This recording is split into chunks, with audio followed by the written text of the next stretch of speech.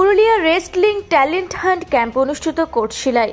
কুস্তি একটি ভারতীয় প্রাচীন খেলা। পুরুলিয়া তথা জঙ্গলমহলের কুস্তিগীরদের উৎসাহ যোগাতে পুরুলিয়া ডিস্ট্রিক্ট রেসলিং অ্যাসোসিয়েশনের উদ্যোগে 2 দিবসীয় একটি ট্যালেন্ট হান্ট ক্যাম্পের আয়োজন করা হয় কোটশিলার জিউদারো স্কুল মাঠে।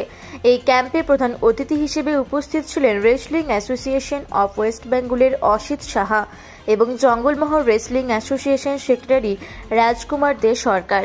এছাড়া উপস্থিত ছিলেন ঝালদা 2 নম্বর পঞ্চায়েত সমিতির সভাপতি দীপক সিংহ, ঝালদা 2 নম্বর পঞ্চায়েত সমিতির কর্মাধ্যক্ষ কানাই কুমার, পুরুলিয়া জেলা পরিষদের সদস্য অর্জুন মাহাতো, পুরুলিয়া বার অ্যাসোসিয়েশনের সেক্রেটারি অতুল চন্দ্র মাহাতো, অ্যাডভোকেট হরি কৈরি, সমাজসেবী অভিজিৎ গোস্বামী, শিক্ষক অনিমেষ মাহাতো, ওয়েস্ট বেঙ্গলের রেসলিং অ্যাসোসিয়েশনের প্রশিক্ষক নন্দন দেবনাথ এবং মহিলা প্রশিক্ষক ছিলেন শ্বেতা ডুবে। এছাড়াও মানব কুণ্ডু, মনোজিৎ পাঠক, পশ্চিম বর্ধমানের রেসলিং অ্যাসোসিয়েশনের সেক্রেটারি পাপন পাল, পুরুলিয়া রত্ন দেবরাজ মাহাতো, পুরুলিয়া জেলা যুবশক্তির সভাপতি মনোজ কুমার মাহাতো, পুরুলিয়া ডিস্ট্রিক্ট রেসলিং অ্যাসোসিয়েশনের জেনারেল সেক্রেটারি সঞ্জয় সিং মাহাতো সহ অন্যান্য বিশিষ্ট জনেরা। এই ক্যাম্পের উদ্যোক্তারা জানান, আগামী দিনে পুরুলিয়া জেলার গ্রামগঞ্জে প্রাচীন খেলা কুস্তিকে ছড়িয়ে দিতেই এই উদ্যোগ নেওয়া হয়েছে।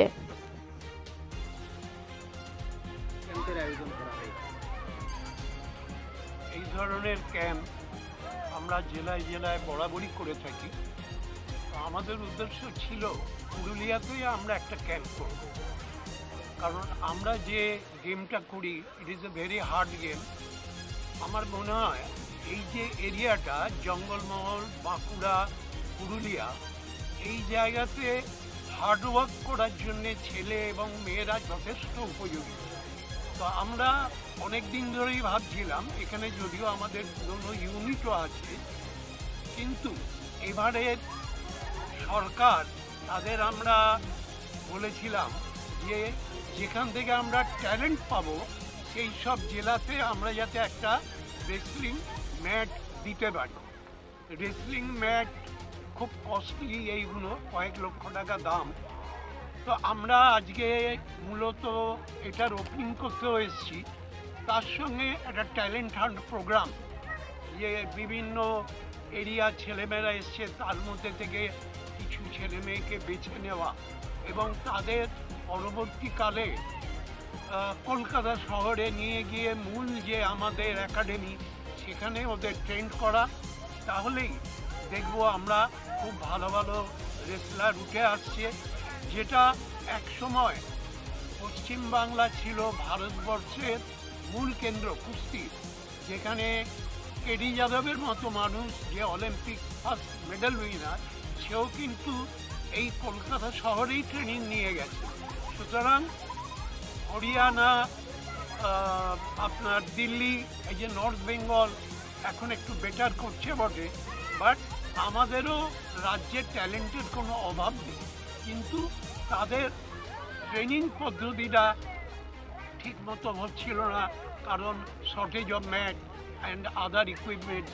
তো সেগুলো সরকার আমাদের পাশে দাঁড়িয়েছে এবং আমরা বিভিন্ন জেলায় ম্যাচ দিচ্ছি। সুতরাং আমার মনে হয় আর কিছুদিনের মধ্যে ভালো ভালো ট্যালেন্ট আমরা খুঁজে পাবো, যারা ন্যাশনালে আমাদের খুব ভালো রেজাল্ট দেবে। সেইটাকে আগামী দিনে কীভাবে আপনারা এগিয়ে নিয়ে যাবেন? এটা আপনি ঠিক বলছেন, কুস্তি এখন পিছন দিকে নয়, অনেক এগিয়ে আছে, কিন্তু আমাদের গ্রাম অঞ্চলে অনেকটা পিছিয়ে আছে। আমরা যদি দেখি রেসলিং জিততে সবাই জানে রেসলিং কী খেলা, তো আদার্স খেলা না জানলেও আমাদের রেসলিংটা জানে। তো আমরা চাইছি গ্রামের মধ্যে মানুষকে জাগাতে, জিনিসটা বোঝাতে যে রেসলিংটা কী জিনিস, আর নতুন টেকনিক দিতে তাদেরকে। তা আমার বক্তব্য হচ্ছে, আমরা যদি গ্রামে গ্রামে প্রচার করতে পারি, তাদেরকে শেখাতে পারি, তা আমার মনে হয় বিগত অনেক বছর আগে আমাদের পশ্চিমবঙ্গ 1 নম্বর পজিশন ছিল, ঘুরে আমরা আবার 1 নম্বরে আসতে পারি, এটাই আমাদের চেষ্টা। আর